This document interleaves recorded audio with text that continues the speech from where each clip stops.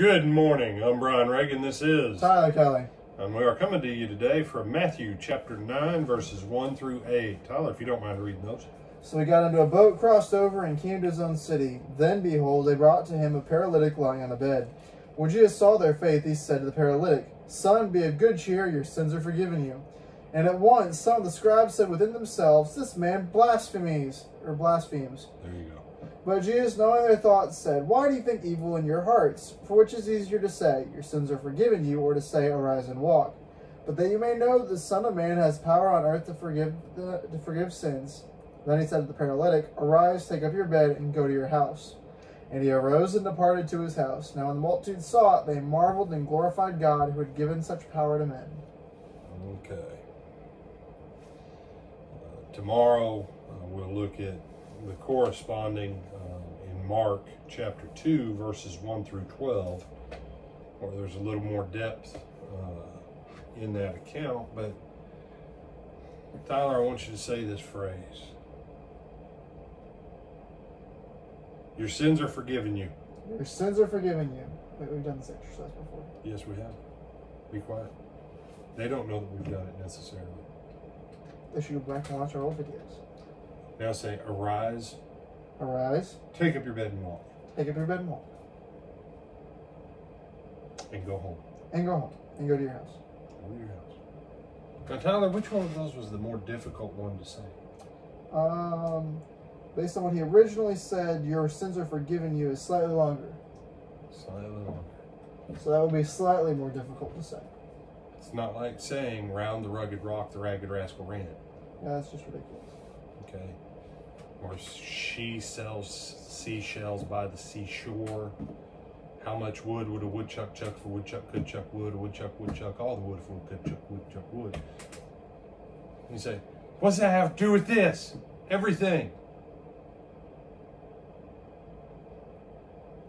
What is the power that makes it be time and time again that we've already seen on these?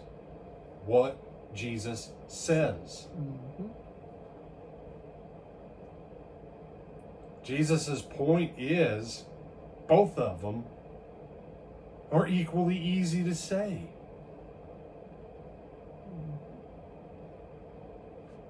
What was the man's greatest need, Tyler?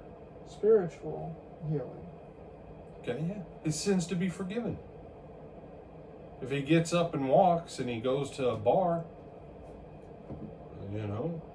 and he's still in his sins and he gets hit by a chariot on the way, well, too bad. Mm-hmm. But if he gets hit by a chariot on his way home because he took up his bed and did what Jesus told him, and chariot kills him, now his sins are forgiven him, woohoo, he's good to go. And he said, do you think he got hit by a chariot? I don't know. We don't know how this story goes. The man's healing isn't the most important thing in this thing. What is important is what Jesus said. And both things are equally easy to say. But the one which has the greatest impact happens in the invisible realm. But because men, humanity, hoanthropos, Tyler, he's learning Greek, because mankind seems to not be able to believe until they see, Jesus gives them something visible but impossible and unbelievable to believe and make possible, to prove that he has that authority and power in the realm visible and in the realm invisible.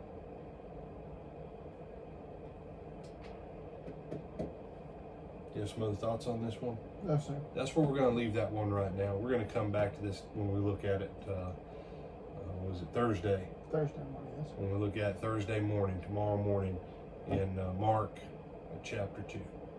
Until then, Lord willing, we'll see you back at 12:30 for our midday meditation.